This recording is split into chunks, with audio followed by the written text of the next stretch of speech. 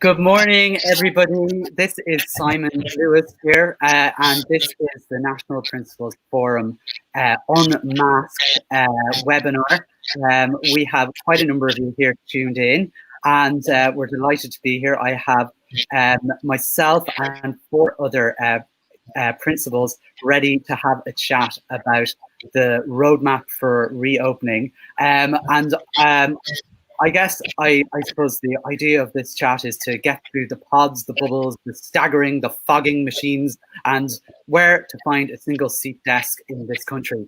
But what we'll be doing is, our plan is to have a little chat about how we're doing ourselves as school leaders and principals.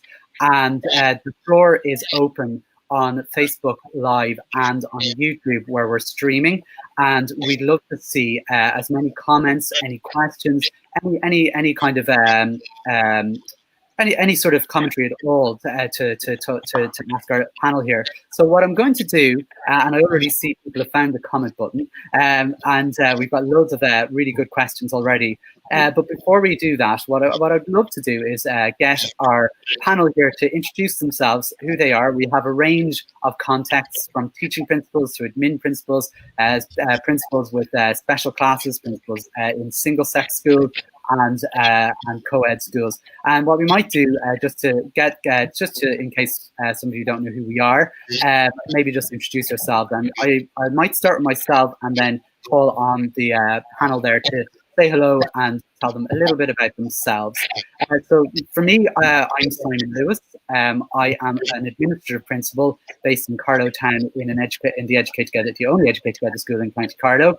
And I have been principal since day one of the school.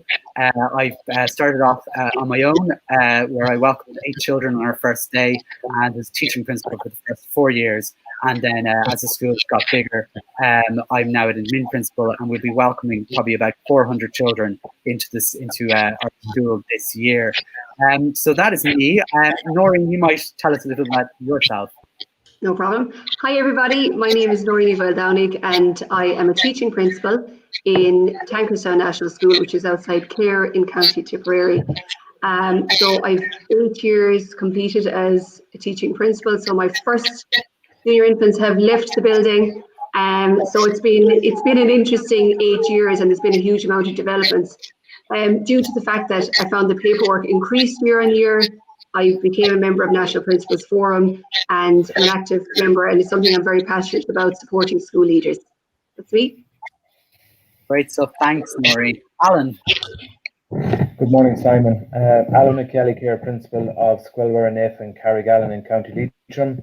Our school is situated on the Longford-Cavan border, so we have the unique identity of being on the border of 3 counties and 3 provinces. We have 5 mainstream teachers, 1 special class teacher, and 3 SET teachers, one of whom is shared in a group of local schools. We're a co-ed school with we're expecting somewhere in the region of 140 to 150 pupils to start back in the coming weeks.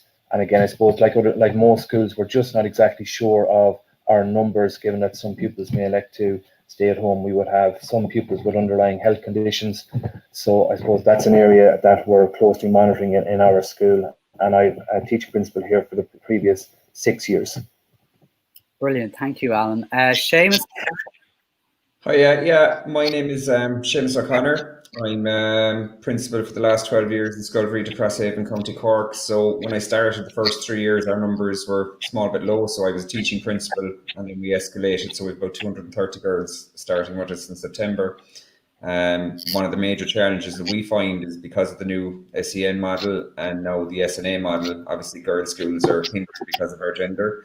So for us to get extra resources is a major problem. So our major restriction with reopening is manpower. We have 8 classrooms. We have only one SET plus 1 shared and 2 SNAs. We've submitted under the exceptional review to get at least 2 SNAs, because we've over 13 needs that have come to us in the last year, and so far we're waiting. So I suppose we're faced with a huge social distancing issue, let alone settling the children back in with we've only essentially 12 to 13 adults on site at one time, you know. Okay, wow. And Angela, you might introduce yourself as well. Morning, Simon. Excuse me, my name is Angela Mcdonne, and I'm teaching principal in Loughmore National School in County Tipperary since 2011. So we have 4 mainstream classrooms and 2 ASD classrooms. We have quite a large staff, teachers and 10 SNAs in the school. And I would consider that the job I happily walked into in 2011 is pretty unrecognisable from back then. There's a short quote, I think, that sums up my motivation for being involved in the National Principal Forum, and it's by Todd Whitaker, and it says the culture of any organisation is shaped by the worst behaviour the leader is willing to tolerate. And I feel that leaders have been asked to tolerate far too much for too long, to the detriment of pupil outcomes and our own maybe health and well-being. And I just feel that there's a disconnect between the voice on the ground and the Department of Education, and we are creative, diligent people that have, by and large, many of the answers if we were listened to. So that's my motivation for lobbying with the Principals Forum, and I'm happy for the opportunity to talk with you today about reopening. Brilliant. Thanks so much. And it's great to see that we've over 100 people watching us at the moment. It can be a fairly intimidating prospect when you can't see those people, but you're all very welcome, and I'm really looking forward to hearing what you have to ask, what you have to say. I suppose from the outset, although most of us have read that roadmap over and over again, some of us have gone to bed with the 100 or so, 120 sheets of paper printed out and fallen asleep to the wonderful sections that are in that. We are not on the outset experts as such. We are principals who are trying to navigate this roadmap and trying to figure out all the various questions I suppose we all have. And I think what I'd hope to do within this hour, because we're going to spend an hour together, is I suppose really, how are we all feeling at the moment? Because, you know, I suppose the last few months, as we all know, have been extremely trying, extremely challenging, and some of us have felt that more than others. Some of us found this actually have had the opposite feeling, and have found it quite an exciting time. And I don't mean that in a derogatory sense, but it's made a lot of changes to how we've done our job. I'm interested in kind of hearing how we're all coping together, and are there any ways we can support each other through this chat and learn from each other. So hopefully with all of us here, almost 150 people right now, we can learn a little bit, something to take away within the hour to maybe make our day and the next couple of weeks a little bit easier, a little bit better, and maybe get ourselves away from trying to fight the need to ask those. To step away from our phones, trying to find the latest fogger or the latest advice on whether we should all be wearing uniforms every day and all those kind of things, and maybe just getting back to how we're all feeling. So I think it might be a good idea to even just ask that question to our panel, like how have you been? How has the last few months been? And I'll start this time with Alan, if that's okay. Thank you, Simon. Firstly, I suppose the last few months have been very trying for parents, pupils, SNAs, teachers, school leaders. It's probably, in my short career of 16 years, it's been the most unreal and surreal experience. And I know that's been mirrored in every school and parish around the country. I suppose I'm very grateful to my parents for everything that they've done in terms of when we were asked to close school. And I'm very grateful to my staff, my teachers, my SNAs and secretary for everything they've done. And I know sometimes they don't get the due recognition for what was done during the school closure. I know we were all told to close on a Thursday, and that was it. There was no guidance came, and we, as always, school teams came together. We rolled up our sleeves. We pulled on the green jersey yet again, and we did the best that we could in the circumstances we found ourselves in, and with the resources we had at our disposal for our pupils, and also to try and help our parents as much as possible. I suppose when June came and the official summer break came, I suppose I never found myself as exhausted as this, and just mentally fatigued. And I know June is normally a month where you find yourself running on empty, but this was a particularly challenging year. And we can't forget that a lot of teachers and school leaders also had young families at home, which we were trying to balance, as well as our parents. So we could empathize with the situations that they found themselves in as well. I know my own 2-year-old didn't really understand homeschooling and trying to work from home. So I suppose then the summer came, no roadmap on June 12th, no roadmap in really most of July. And then I suppose we get a roadmap, and I suppose I've never been looked at a map as long in all my days and been as lost. To really, I suppose I was hoping for certainty and clarity, and I don't think that I found it yet, having read the roadmap about twice at this stage. And I suppose I find myself getting lost in some of the information. So hopefully we'll be able to shine a light for some of our viewers here today on that. But I suppose I'm a little bit in the dark, I feel, and for the first time in my entire career, I am worried about going back to school. And I'm worried about the implications for my pupils, for all my staff, and that extends right into the ancillary staff or SNAs, because without all of them, my school doesn't function. And then I suppose my worry is the wider community, because we have a huge influence on the wider community on a day-to-day basis, but in face of a global pandemic, I suppose I'm worried about our parents, our grandparents, and the other people in the community. So I suppose that's where I am at the moment in terms of my school reopening. Thanks, Alan. I think that worry is probably shared by quite a lot of people. How have you been, Noreen? Yeah, sorry, it's hard, Alan. I'm just thinking of all the uncertainty there and what you're saying. It's almost hard to listen to in a way, and I know that's echoed so far and wide across the country. And I think when I look at the roadmap, I try and step back from it a little bit and just say, okay, what can I do? I think that from my point of view with our staff, that from very early on, everybody just took on whatever role they needed to do. So I felt what would have been this person's role or that person's role, it had to be so that people could take on whatever they could do. Because as you say, Alan, people had young children, and we just all had to try and do as best we could. So one of my major positives would be, I would have found the teamwork just increased exponentially. And I know that mightn't be the experience for everyone, but certainly in our school, that's a massive positive.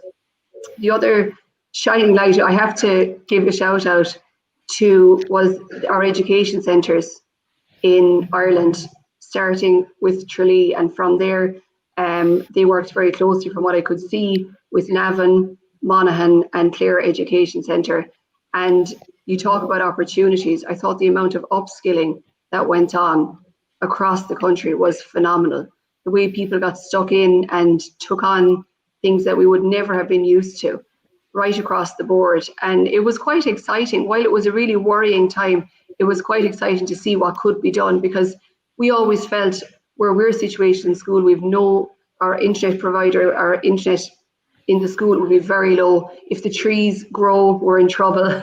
So we would have a lot of things like that to be dealing with. But so it's quite difficult to develop IT from that point of view in school. Whereas now we know exactly where a lot of our pupils are at, and they've had massive opportunity, not taking from all of the complications and stresses we had, but they're just a few positives from it all. Great stuff. Thanks. We mentioned the roadmap there was something that was just mentioned a couple of times, and we probably should probably have a few thoughts on that. But I'm also noticing that quite a lot of comments are coming through, and one thing I just say to people is please add your comments, your questions, but also feel free to answer each other's questions. While you're online. The beauty of using this kind of I suppose app is that we can actually have conversations while we're talking. You can be wherever you are. I'm sure a lot of you are in your offices or in your schools, and having a look here and taking a break from things. But you can actually reply to each other if there's any specific questions that you might have the answers to, and I might be able to intertwine them into the conversation here. But I do want to have a look, and I might start with Angela there, about I suppose, what are your thoughts on the roadmap itself? I would share a lot of the concerns that Alan has communicated there. And again, I love my quotes, and I came across a good one this morning actually in one of the papers from an associate professor in Trinity College, Thomas Ryan. And he pretty much echoes what I feel about the roadmap when he said, as winter comes and flea season comes, we need a more robust system to be doing. We cannot just be walking a tightrope. We need proper guardrails. I suppose that's how I feel about the roadmap. I've been saying this for a long time. You can't operate on a wing and a prayer. It's not good enough when it comes to our children and our staff. These lives matter. And I know as principals, we will all do the very best that we can, and we are frantically working throughout the summer to try and put as much practical steps in place as we can, make as much sense as we can from the roadmap. But much of it is just aspirational, and much of it is just very, very unclear or unworkable.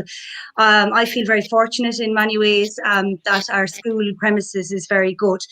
We had our most recent build was back in 2013, and everything got a bit of a spruce up and an upgrade. So we're very lucky. Our facilities are very good. And I'm not in that position, thankfully, where I'm looking around the school at, substandard toilets and different things like that. And my heart goes out to principals who are in that position, and I'm sure there's many. So that pressure is off me at the moment. The last few weeks have been spent, I suppose, reading that, trying to make sense and trying to put as much practical steps into place as we could. The main concern for our board of management, we had a meeting last night. I'm a bit of a zombie today. I must apologise. We spent the last 2 days interviewing for fixed term positions and secretary position, and I find that taxing at the best of times. But we had a board management meeting last night to ratify those appointments and then spend a few hours looking over the roadmap. And I'm very lucky to supportive board that row in and roll up their sleeves and get stuck in and make practical suggestions. And their major concern at the moment is on a practical level that this virus is very unpredictable, that the country is in a precarious situation at the moment with numbers going back up. There's still a lot of fear out there in the community around people who are at risk, elderly relations, vulnerable children, and their priority is to try and make the school as safe as possible for our staff and pupils, but to communicate this as clearly as we can so that we can instill confidence in the parents, staff and pupils that it is a safe school to come back to. On the flip side, the massive concern that the board has is that all responsibility for anything that goes wrong is automatically dumped on the board of management, a voluntary body. And there doesn't seem to be much recourse for the board to protect ourselves. On one hand, we'll do everything we possibly can to make our school as safe as possible because we all want to get back to school. But there isn't a lot of safeguards there. There isn't, as I say, proper guardrails to ensure that. I know that we can't eliminate all risk. That's a given, but I do think that we could eliminate more risk.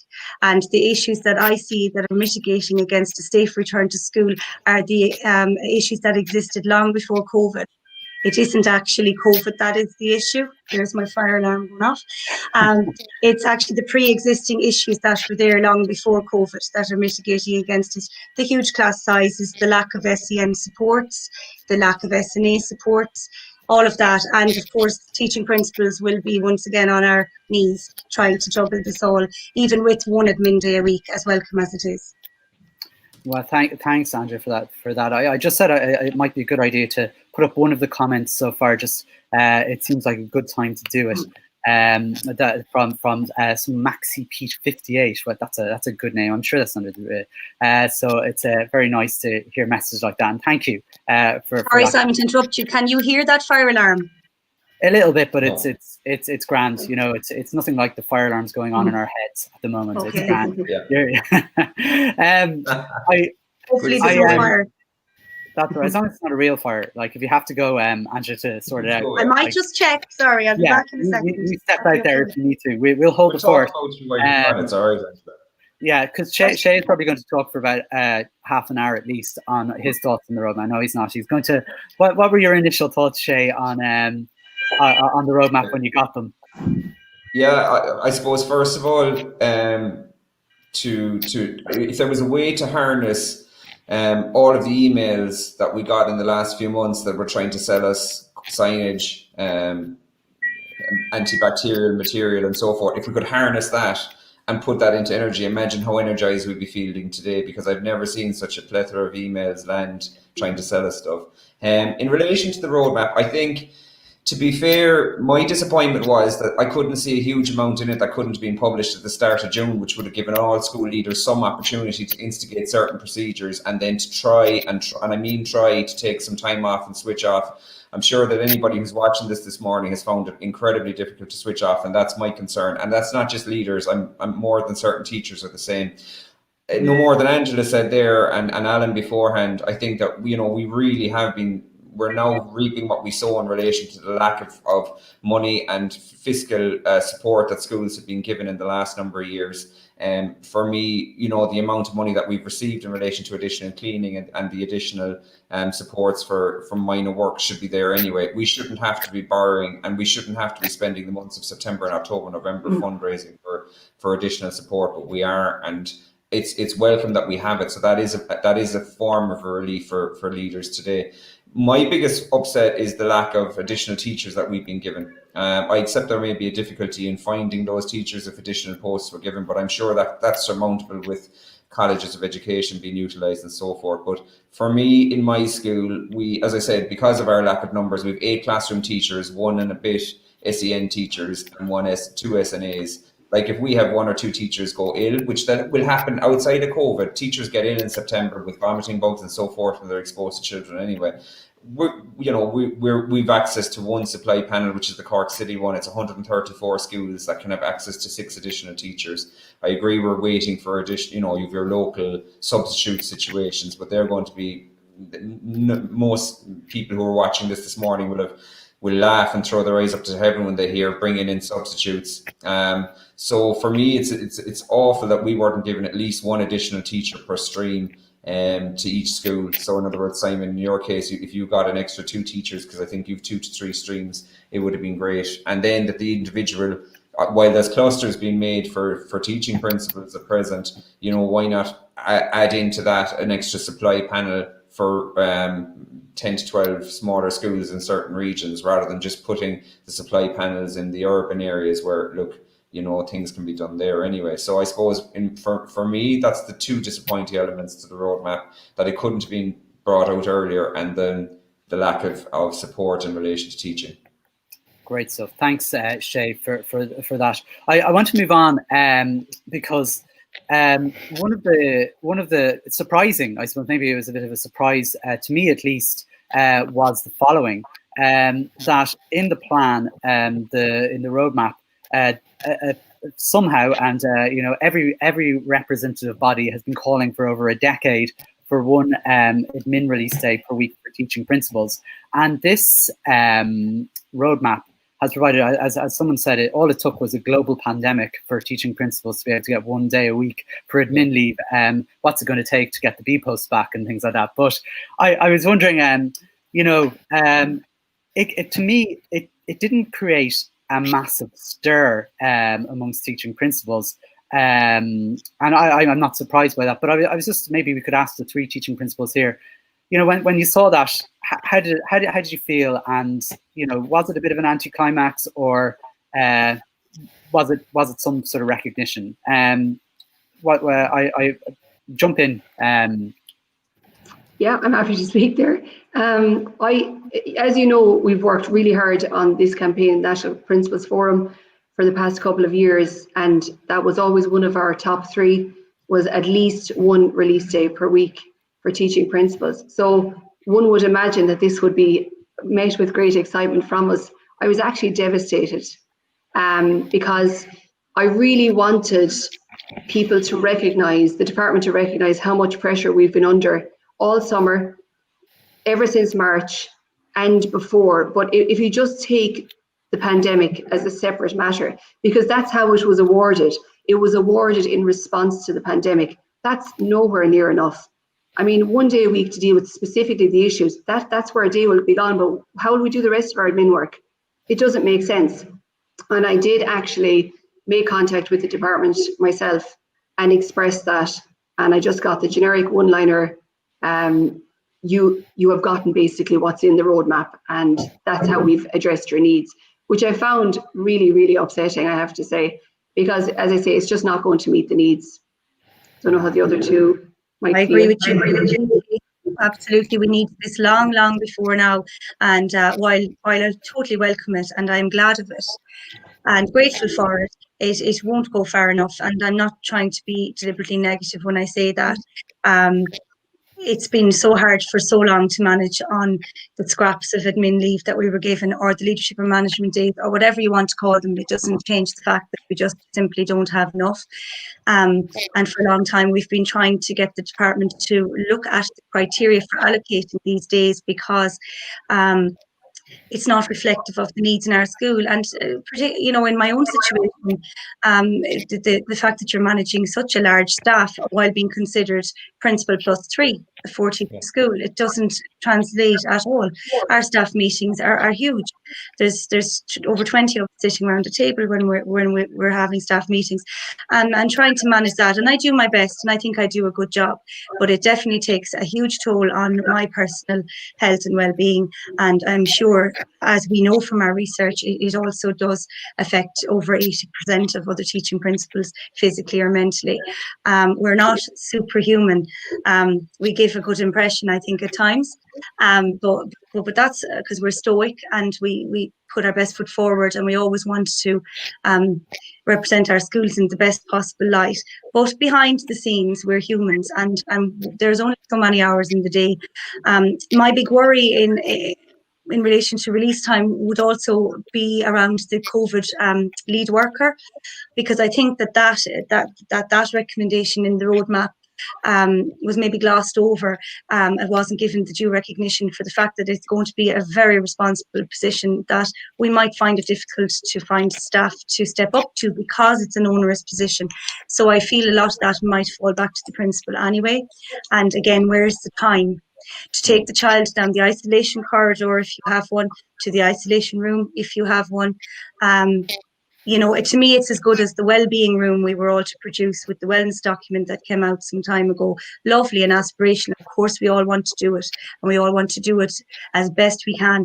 But I mean, it's not translating to reality, and that's where my worries are lying at the moment. Very good. We've had a couple of comments here with some ideas, because I think, I wasn't surprised to hear that both of you have said that you weren't, uncorking bottles of champagne at the announcement of the one-day release, because we certainly needed much more than that, particularly now. One comment here from Martin Duffy. He had this suggestion around final year students. Would that have been something that might have been useful? And I just want to put that one up.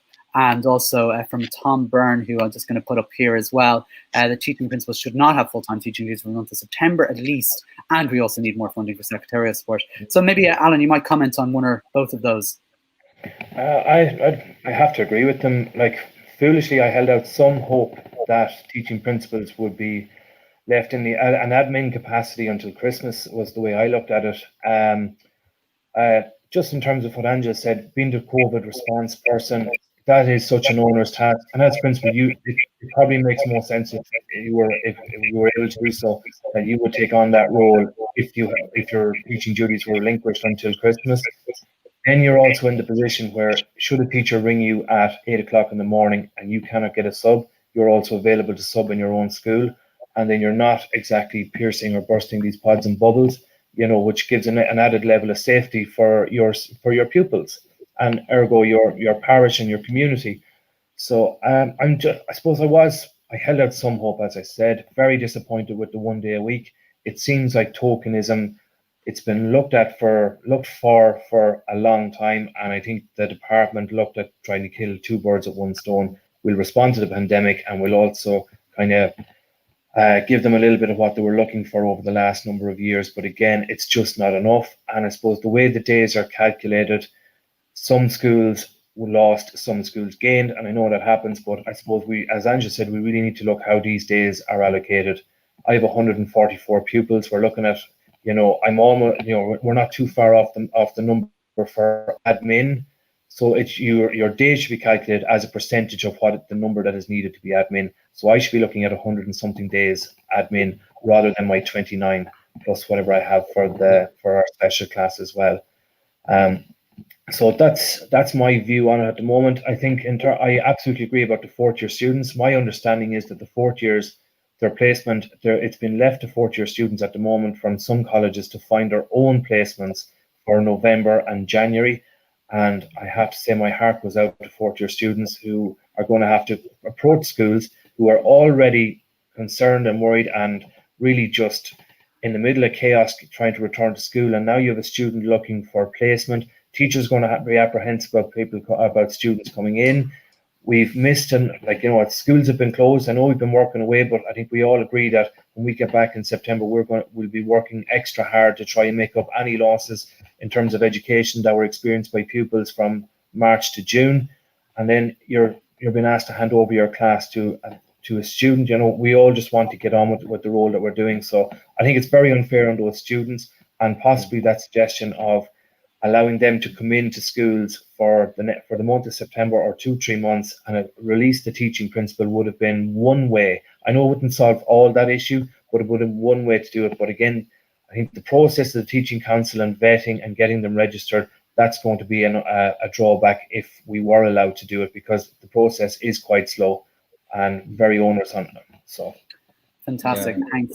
Sorry, Thanks, just in relation to the days, as you quite rightly pointed out there, Alan, some people, just to debunk the myth, will have gained 6 days per year, only 6 days.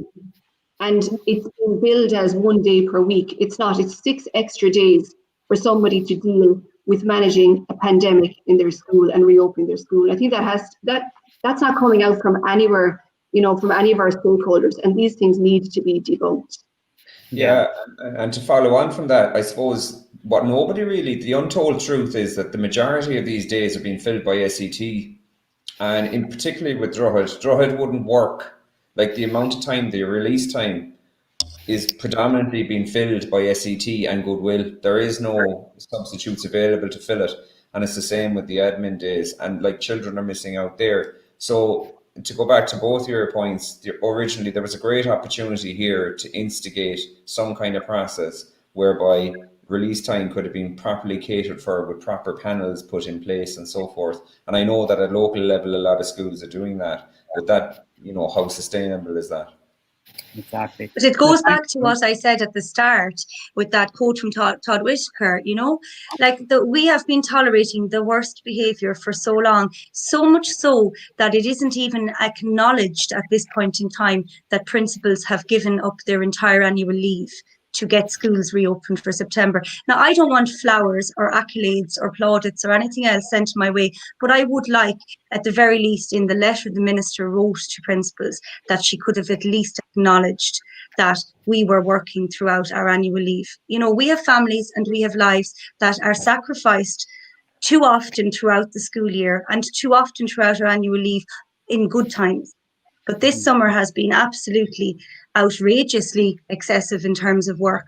And I just felt that if we're at a point in time where that can't even be acknowledged in one sentence, either spoken in a press conference or written in a letter to the leaders of the schools in this country, that just really is highly reflective to me of the attitude that exists towards school leaders from the top down. And that is not okay with me, to be honest. I will work hard for my school and my staff because I'm privileged to be in this position and I want to do the best for everybody. But I do feel that is really not acceptable on any level at all. A small little bit of acknowledgement could have come.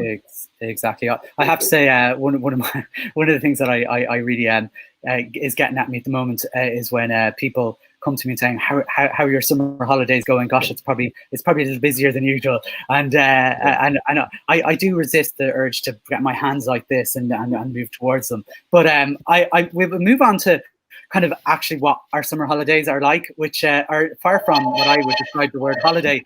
And I guess some people here might be, and I'd say the majority of us are kind of wondering, what are we actually doing in our schools at the minute to get it ready? And but I mean, more importantly, I think some of us are maybe looking over our shoulders and going, well, what's the school up the road been doing, or what are other people doing?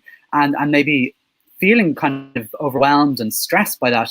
So maybe I don't know if this will be reassuring. This could totally backfire on me here, but I mean, I'm going to tell you what I've done so far, and then maybe go around in a circle, and then after that we might take some of the, I'm going to look at some of the comments here and put them up, because there's been some really great questions so far. So if you have any questions, please do. I'm just going to tell you what I've done in a very short sentence. Actually, I can reduce it to one word, and at the moment it's roughly nothing, because I don't know what to do right now.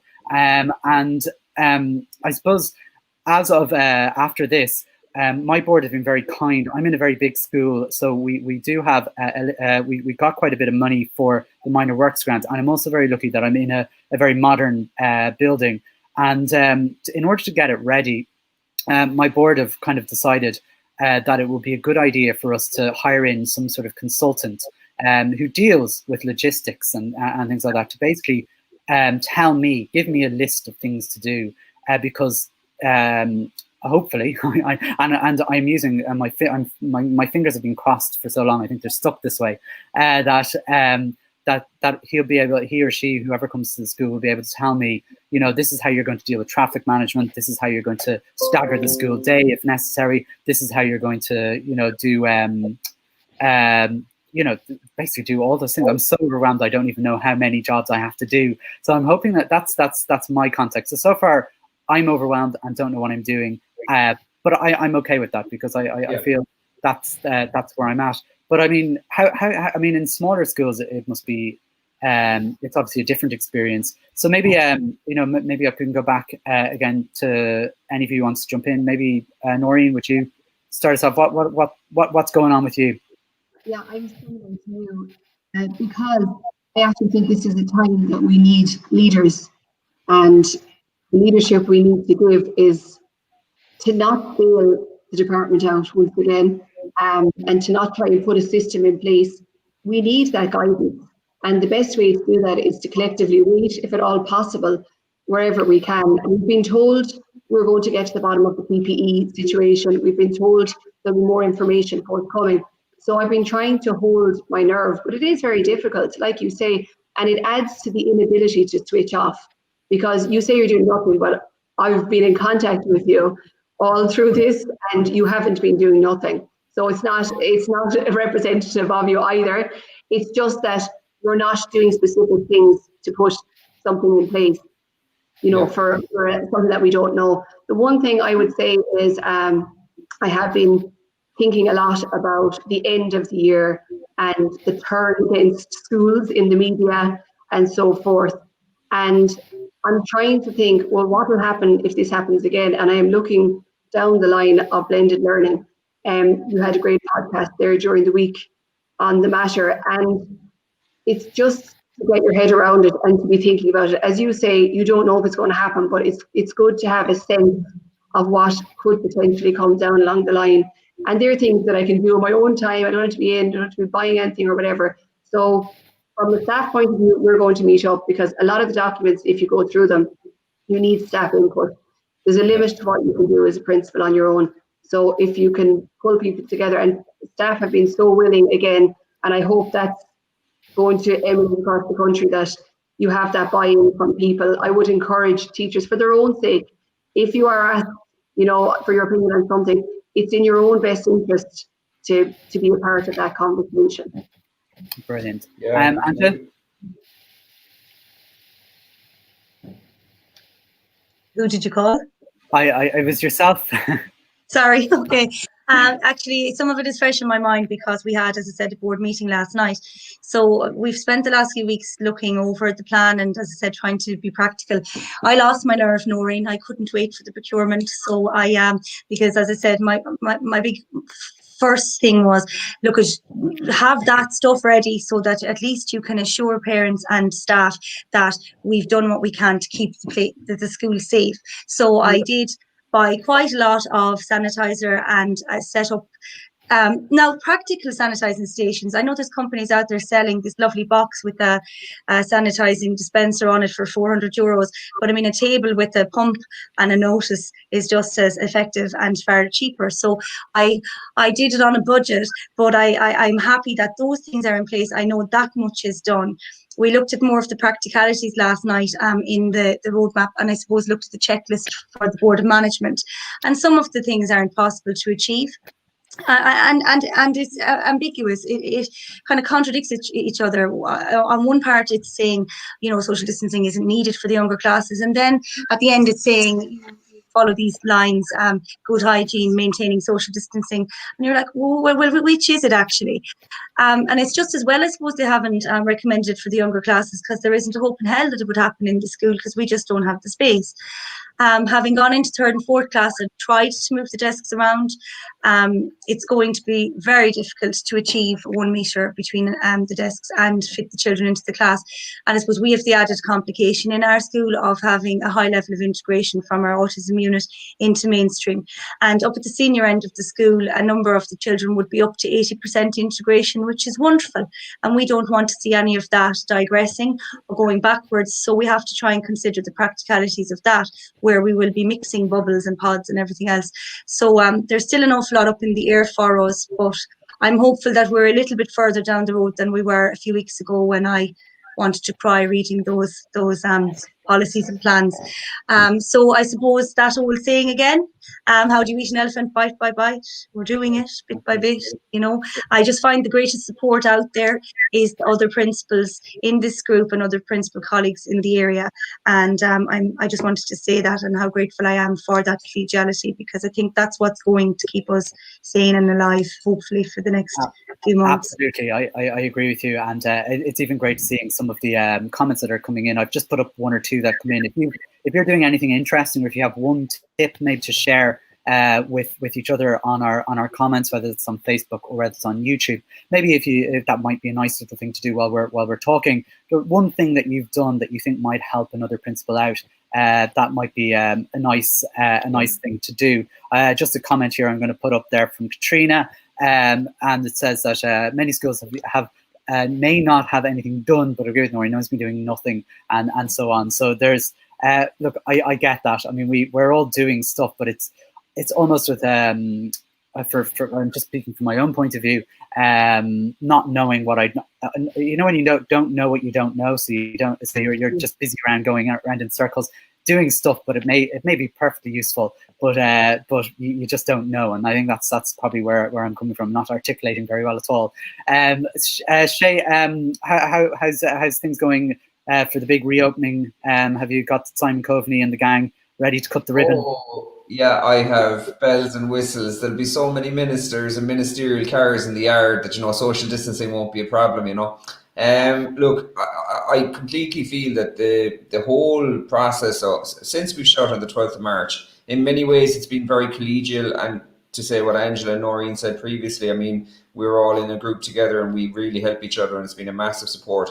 And then on the other hand, it's been quite competitive, because schools across the country are putting up pictures of this, pictures of that.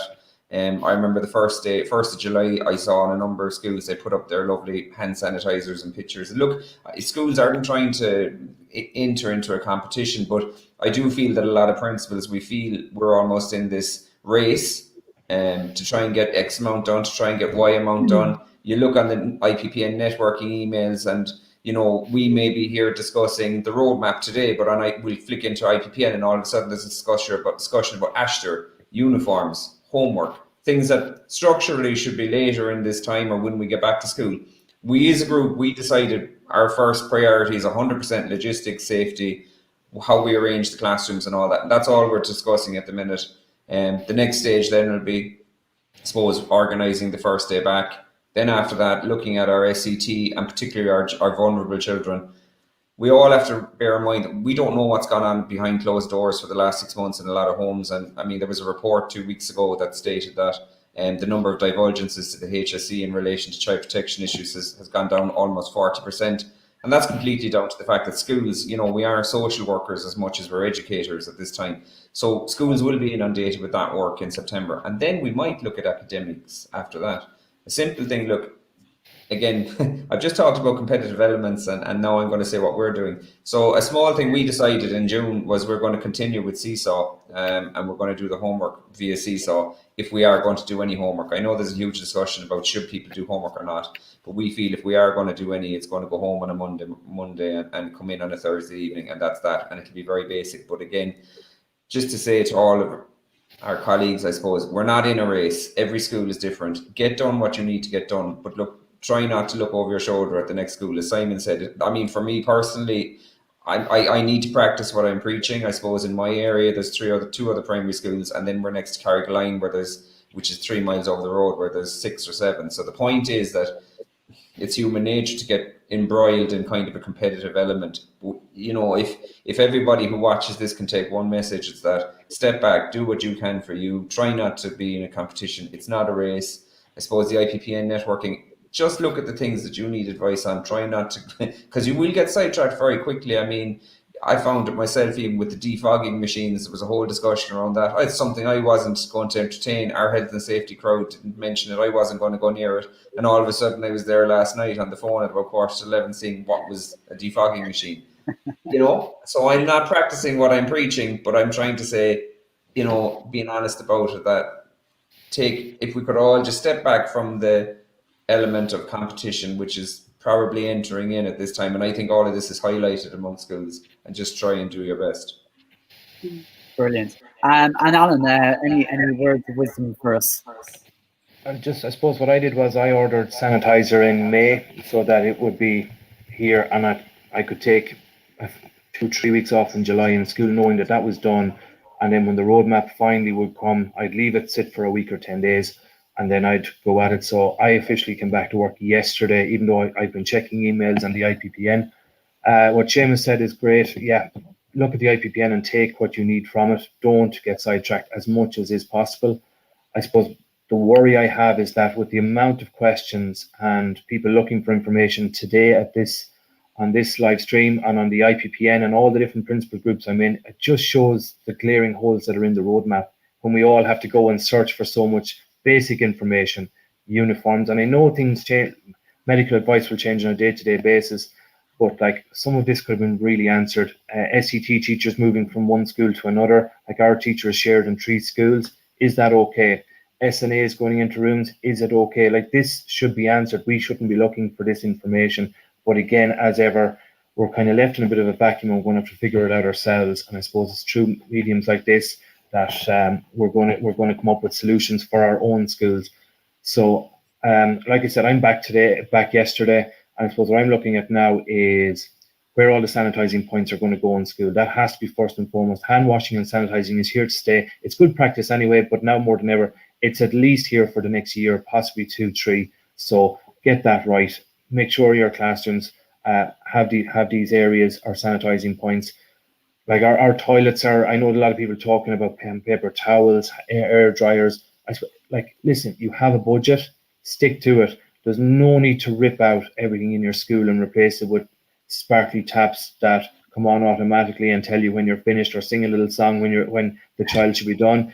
You know, put your cloth to measure, get the basics right, and then, like, from what I've seen from my own staff and talking to my colleagues, like, teachers are ready with information and they are ready with questions, but they are also ready to help. And I've told my staff that I didn't want to hear from them for the entire month of July unless it was an emergency, or the first week of August. And I know that they're ready and willing now to engage with what we need to do, and they're going to pull their sleeves up. Like teachers and SNAs, secretaries, caretakers, cleaners, like, by and large, they are all great workers. They're great for your school and they will row in behind you. But get the basics right. And then in terms of your classes, we're a 5-teacher school, mainstream teacher school. I don't think staggering is going to, us coming in the morning is going to work, because our set down is quite slow and we're only going to cause an accident on the main road going by the school. So it's just about, we're going to have different pathways for children to go. When they go into the yard, there's going to be barriers for the older kids to go right, the younger kids to go left. And we are looking at keeping our classes in their own separate bubble, and they'll have their own separate area on the yard.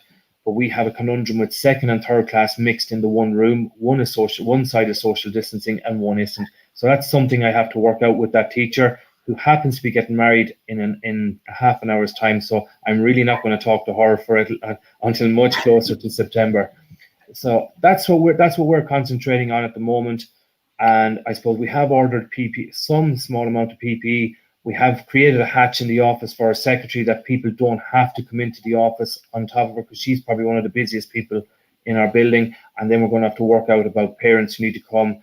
And we've upgraded Aladdin so that parents can pay for book rental online, so that money doesn't physically have to change hands, and parents don't no longer have to come in or send in money in envelopes with pupils, or generally it happens to be the oldest pupil in the class. So they're the small things we're doing at the moment to try and ease ourselves back in and make sure that when we open that it's the safest possible scenario for our particular school.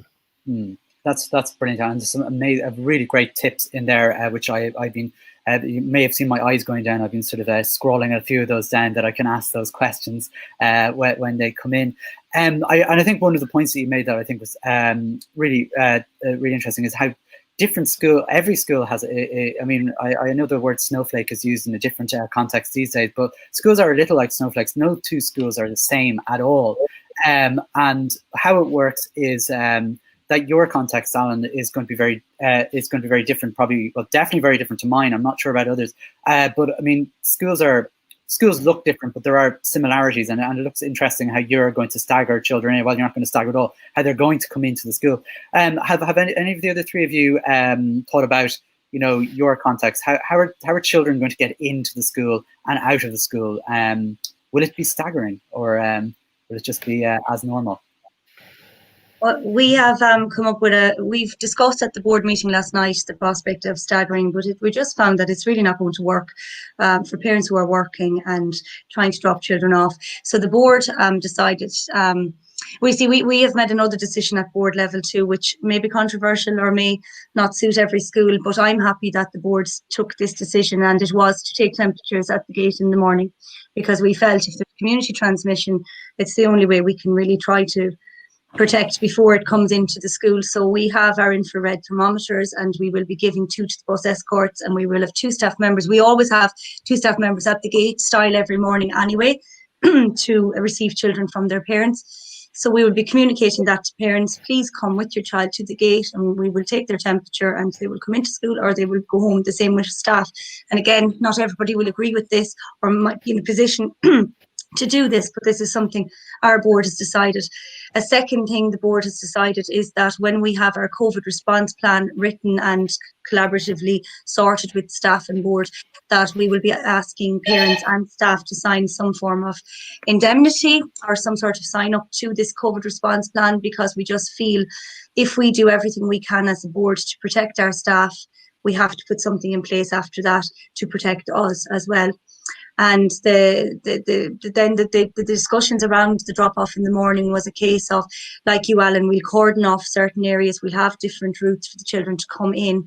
The big problem we're facing is if it's raining, because we've plenty of yard space, but if it's raining, we're really kind of still stuck on what do we do, because I suppose the halls would be a petri dish if we put everybody in the hall and supervise halls, not hall because we don't have one, but the corridors.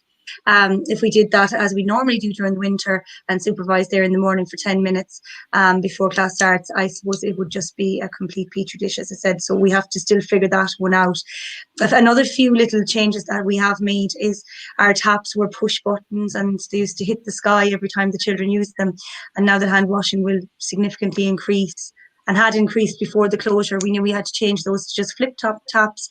And the last thing that we worked out at the board last night was there's no way that we can make sure that the teacher stations or the SNA stations will be 2 meters or even 1 meter away from the closest child's desk. So we decided we would get a sneeze screen for the teacher desk and the SNA station.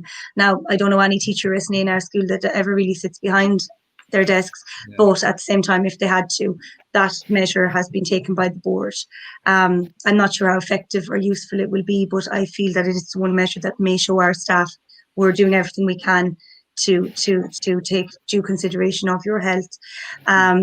we did discuss the idea of perspex screens on the children's desk for social distancing, but we decided against it because we just felt that it was extraordinarily expensive, and also that it probably was just going to be a germ magnet. And again, who's going to clean all of this all of the time? So we decided against that. Other schools may have gone with it. It wasn't for us. So they're the few practical things. And I spoke to a retired principal recently who's always brilliant with her wisdom, and she is helping the new principal in her school to get through this time. And she's also helping me, thankfully. And she gave me a few tips around, getting somebody in to empty the water tank and sanitize it for the risk, eliminating the risk of Legionnaire's disease, different things like that. And, maybe these things aren't necessary, but they are a few practical steps that I feel, okay, we're doing something, and it helps me to feel a little bit calmer about it, I suppose. Exactly. No, great stuff. Seamus, you're in a bigger school. What have you any plans as yet?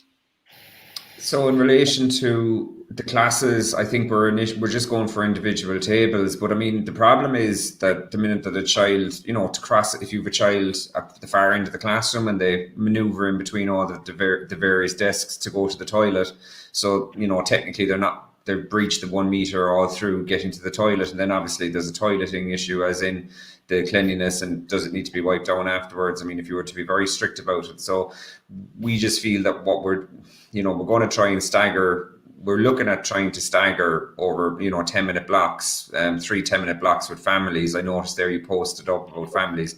There's no way that we can stagger in classes only. It'll be families, and see, some families it'll suit them to come 10 minutes after the normal time that school starts, and some families it won't. So we've sent out a survey to see if that will work with parents, but if it doesn't, it doesn't.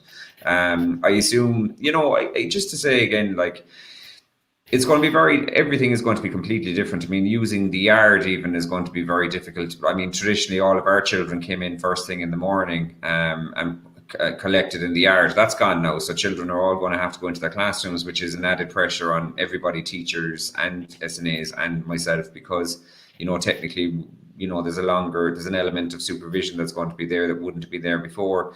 So again, if those kind of amendments are coming in, I think just to make it clear to your staff, look, this is completely under an exceptional circumstance, write it into whatever policy that it is, to say this is exceptional for COVID. In other words, for an example, when we started with the distance learning that we wrote into the distance learning policy, this is purely for the time of this emergency time, because what you don't want is that coming back in a few years' time where some parents says, oh, I want distance learning only for my child or whatever. It has to be recognised formally that all of anything that you might do that's extra or additional or new is completely down to this emergency pandemic period. So I suppose that's what. But again, look, paperwork is for me is well down the line. I suppose the formal thing is to make sure that my staff are happy to come in and feel safe coming in. And I think it's the same for the parents as well. The children as well. Exactly, to make sure that everybody feels safe coming in and out. I'm looking at the time here, where it's amazing how an hour can pass so quickly. So, and I just wanted to ask 2 more questions, kind of quick fire ones, because of all the comments, there's been, I'd say, over 100 comments already so far. The one that's been popped up, which I've been trying to ignore because maybe it's because I want to ignore it, but it is not going to go away.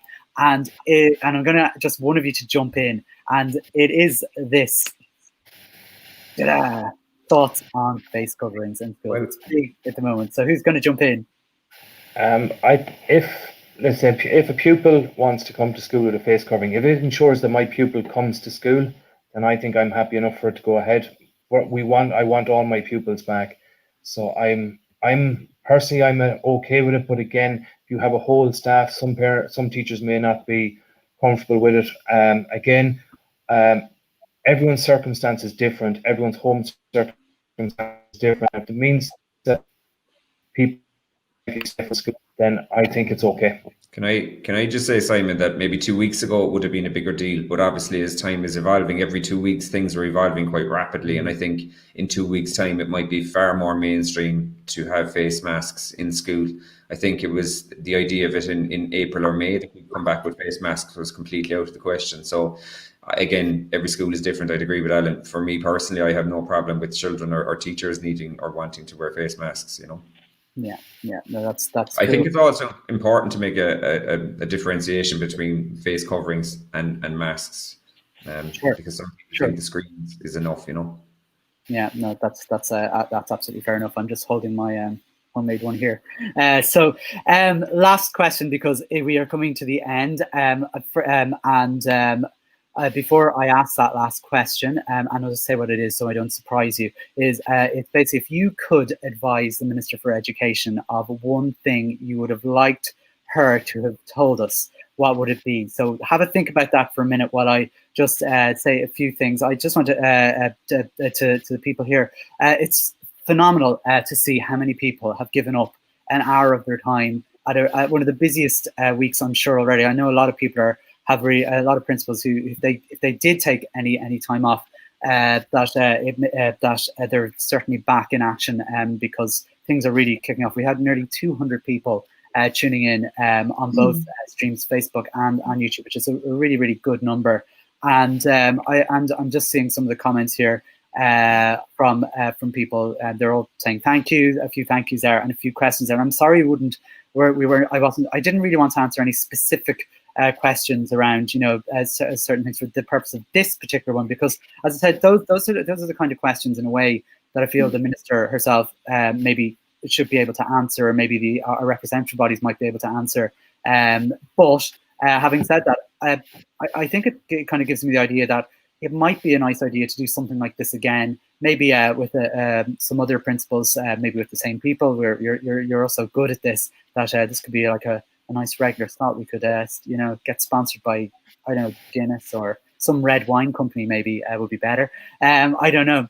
But I thank you for being here. I want to ask that question though, before we all go. If you had Norma Foley beside you now and you wanted her to advise one thing, and we'll give you about 15 seconds to answer it, what would it be? So I'm going to start with Noreen, because I didn't ask you about how you were going to your school, all right? I think I'd be so proud of our schools and the professionalism that people show. The one thing I would ask for would be administrative leave for principals, for teaching principals until Christmas, to give our schools a fighting chance, because we could do a brilliant job and really assist in our country if we had the time and the space to do it. Fantastic. Alan? I'd just like to add in the caveat of, listen, Norma Foley came in, probably this plan for reopening and roadmap probably had started well before she was appointed as minister. We have to understand that Joe McHugh was largely involved in the formation of this policy first and foremost. So I think, but like Noreen, yeah, absolutely agree, the administrative leave until Christmas at it. But again, I suppose I'd ask her to engage with the National Principals Forum, sit down and listen to the people here on the ground. We are the one who have the answers to and the solutions. We can give her the guidance she needs. And I just don't feel that our representative bodies are giving the picture to her. And I think that, judging by the comments that I see from people and the amount of people tuned in, like, we have the questions, we also have most of the solutions. We just need it sanctioned from her department. Like, we can give her the guidance to be probably one of the most successful ministers for education, because we haven't had a really solid minister for education in quite some time. Okay, thanks, Alan. Angela, what would you... Yeah, I concur with both Noreen and Alan. It seems like we're being sent out with something a bit like, may the odds be ever in your favor, but I would wish that it would, she would say, I will ensure the odds are in your favor by listening to you, by putting administrative leave in place for teaching principals. And my particular bugbear would be the lack of supports for SEN in our schools, which is hugely mitigating against safer return to school, particularly due to the lack of SNAs and SET hours that are there. It's been eroded so incrementally over the years, and I don't want to see any more harm or damage coming to the SEN facilities in our schools. And I just think it's so grossly neglected, and it really needs to be sorted out. Fantastic. And Seamus, what would you say to Norma? Well, I'd have a message for the union first, that a directive needs to be immediately issued in relation to ACT teachers being used to fill in gaps for substitution where teachers are missing. It can't happen, but what's going to happen is certain schools will, certain schools won't, and that'll create massive problems. So children can't suffer any further at this point. So one of the immediate ways to solve that is for the union to issue a directive. For the minister, she absolutely, I think it's been completely ignored. 200 additional teachers were given to primary schools. I think if we at school level had manpower and if we had additional resources in relation to, we didn't have a concern if a teacher was absent, or if we do need to split a class. Like, I've 34 in my school in 2 classrooms. Realistically, both of those classes should be split. I don't have the ability to split those classes, and now we've that concern. That shouldn't be hanging over any school. It shouldn't. So I do think that needs to be immediately looked at. I think there is a budget there that they put aside for additional teachers, substitution cover and so forth. I would say 40% of it won't be touched because there isn't enough. There isn't the facility there. And one of the ways to immediately assist that is to look at the 4th years and the 2nd year PMEs. Exactly. No. Thanks so much for those, Noreen, Alan, Angela, and Seamus. You've been absolutely brilliant. I'm really glad we did this. There's always a kind of an apprehension around doing anything live. Never mind our pre-recorded thing. And then on top of that, opening ourselves up to, I suppose, anyone else who's watching who has any comments. And I'm just astounded by the wonderful comments people have been making, the questions, and I don't know if we'll have time before we get because I think things are really going to kick off towards the end of the week. But if we do have time, again, it might be worth getting together again for our little staff meeting, as I think I might call this, instead of Unmasked. What about that? That sounds good. Listen, thank you, everybody. Thank you, Noreen, Alan, Angela, and Shay, for taking the chance of doing this. This is going to be left online forever on the National Principals Forum YouTube page. You may be tuned into that already, and also on the National Principals Forum public page as well. So if you've missed any of this, you can look back. You can continue commenting forevermore as well. Listen, thanks everyone for joining us. I'm going to play out our little thing to our little closing credits. But once again, thanks everyone for joining, and hopefully the best of luck with the big return if we don't see you beforehand, and all the best.